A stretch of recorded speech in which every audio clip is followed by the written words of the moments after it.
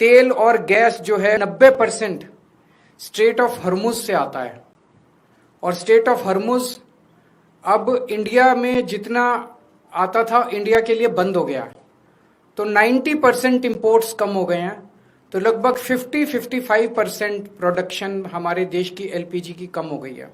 अब मुंबई में 20% होटल और रेस्टोरेंट बंद हो चुके हैं और लगभग अगले 2 दिन के अंदर 50% रेस्टोरेंट और होटल बंद होने जा रहे हैं। तमिलनाडु में लगभग 10,000 होटल और रेस्टोरेंट्स बंद होने की कगार पे हैं।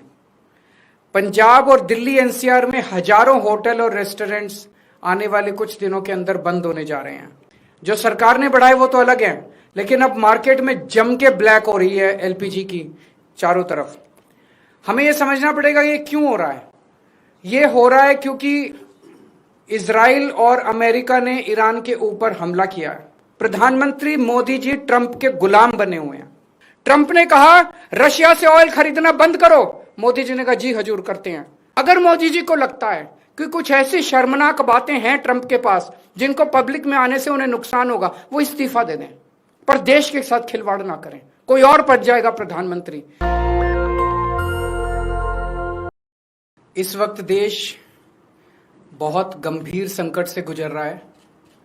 पूरे देश में एलपीजी गैस जिसे हम बोलते हैं, जो घरों में खाना बनाने के भी काम आती है, रेस्टोरेंट में, इंडस्ट्री में, तरह तरह से लोग इसका इस्तेमाल करते हैं एलपीजी सिलेंडर का, गैस का।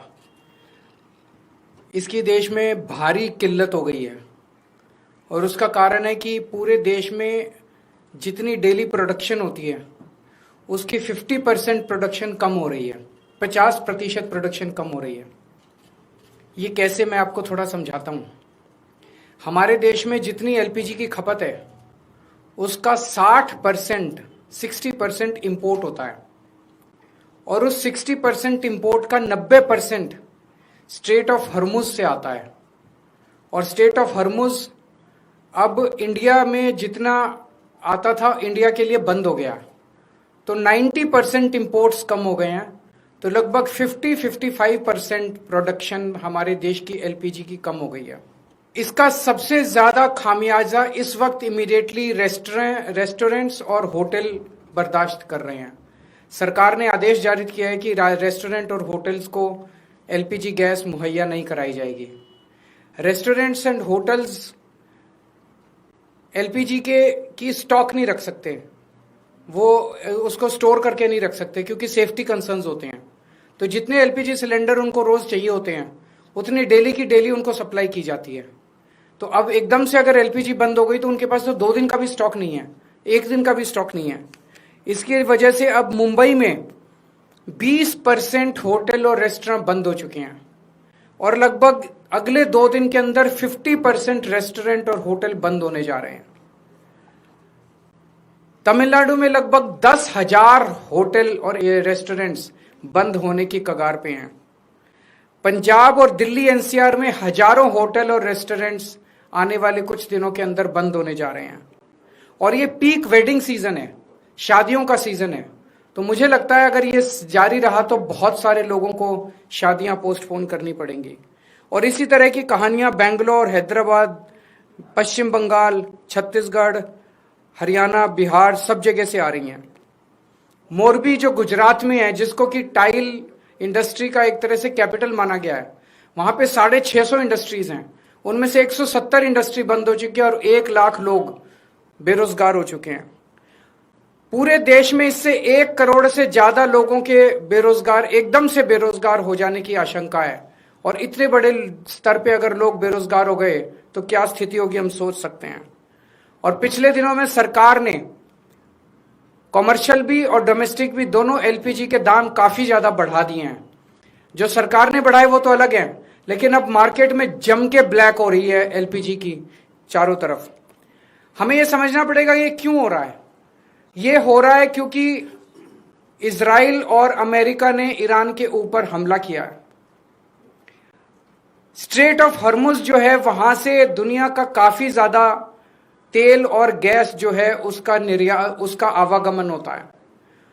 ईरान ने स्ट्रेट ऑफ हर्मुज पे कब्जा किया हुआ है और ईरान ने कहा है कि जो उनके फ्रेंडली देश हैं केवल उन्हीं को वहां से अपनी शिप्स ले जाने लाने का अधिकार होगा। तो जैसे रशिया, चाइना, केवल उनके शिप्स को अलाउ किया जा रहा है। इंडिया ने सबसे बड़ी, प्रधानमंत्री मोदी जी ने सबसे बड़ी गलती जो की है वो ये है, किसी भी युद्ध के अंदर जब हमारा कोई स्टेक ही नहीं है, हमें किसी भी का पक्ष का साथ नहीं देना चाहिए था, हमें न्यूट्रल रहना चाहिए था।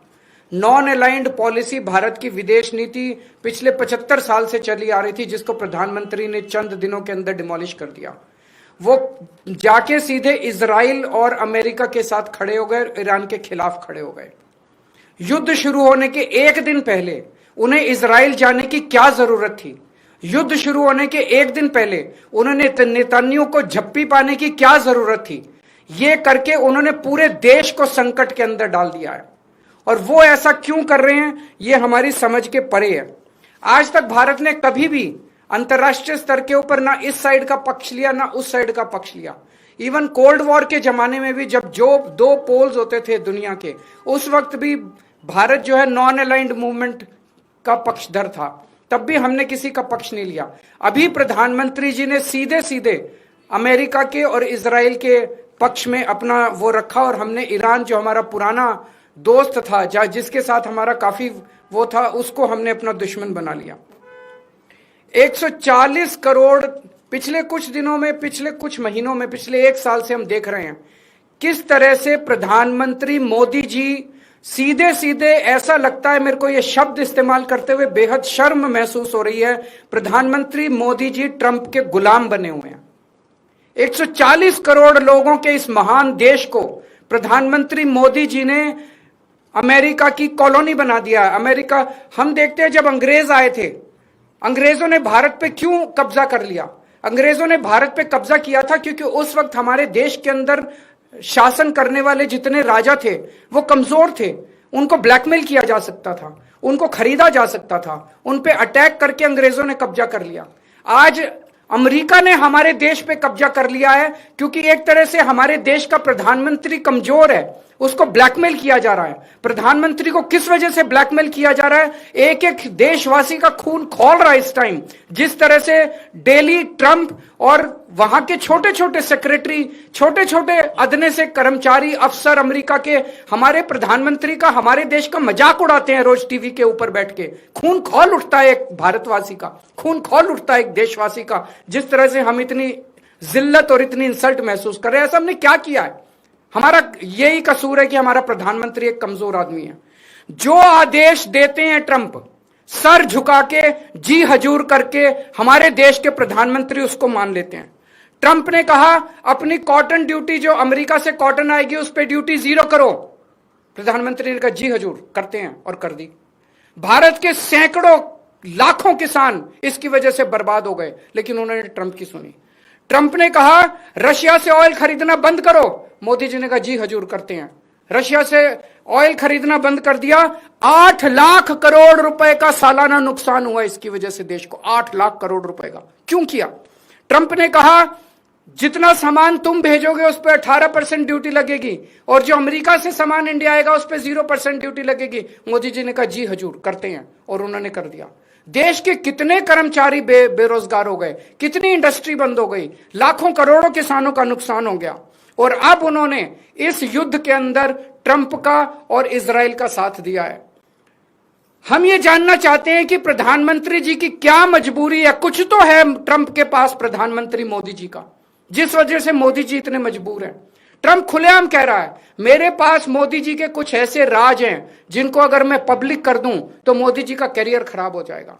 अगर मोदी जी को लगता है कि कुछ ऐसी शर्मनाक बातें हैं ट्रंप के पास जिनको पब्लिक में आने से उन्हें नुकसान होगा, वो इस्तीफा दे दें, पर देश के साथ खिलवाड़ ना करें। कोई और पद जाएगा प्रधानमंत्री। अगर उन्हें अपने जो उनके सीक्रेट्स हैं ट्रंप के पास, उसके पब्लिक होने से डर लगता है, वो इस्तीफा दे दें, पर देश को बर्बाद ना करें। 1947 में हमारा देश आजाद हुआ, उस वक्त हमारा देश इकोनॉमिकली और कई चीजों में बहुत कमजोर था। इसके बावजूद पूरी दुनिया में भारत की एक इज्जत थी, पूरी दुनिया के अंदर भारत का सम्मान होता था। 1971 में जब सीधे सीधे अमेरिका ने धमकी दी थी इंदिरा गांधी जी को, तत्कालीन प्रधानमंत्री को, कि अगर तुमने पाकिस्तान पे हमला किया तो अमेरिका भारत पे हमला कर देगा। इंदिरा गांधी ने अमेरिका की एक नहीं सुनी। हमने पाकिस्तान पे हमला करके बांग्लादेश को आजाद कराया। वो एक जमाना था जब भारत चौड़ा होकर पूरी दुनिया के अंदर चलता। आज हमारे देश के प्रधानमंत्री मोदी जी ने भारत का सर झुका दिया है पूरी दुनिया के अंदर। हम चाहते हैं कि ये पॉलिसी, फॉरेन पॉलिसी इस तरह की ना की जाए, हमें अमेरिका का गुलाम ना बनाया जाए, ट्रंप के सामने नतमस्तक ना हुआ जाए, और देश की विदेश नीति हमारे भारत के क्या इंटरेस्ट्स हैं उसके हिसाब से बननी चाहिए, ना कि प्रधानमंत्री जी की मजबूरियों और कमजोरियों की गुलाम होनी चाहिए। दस्तक की आपसे गुजारिश है कि अगर इसको बचाना चाहते हैं तो नेशनल दस्तक को सब्सक्राइब करने के लिए रेड कलर के सब्सक्राइब बटन को दबाएं, फिर बेल आइकन की घंटी दबाएं। नेशनल दस्तक को बचाने के लिए बहुत जरूरी है कि हर खबर को शेयर करें, लाइक करें, कमेंट जरूर करें।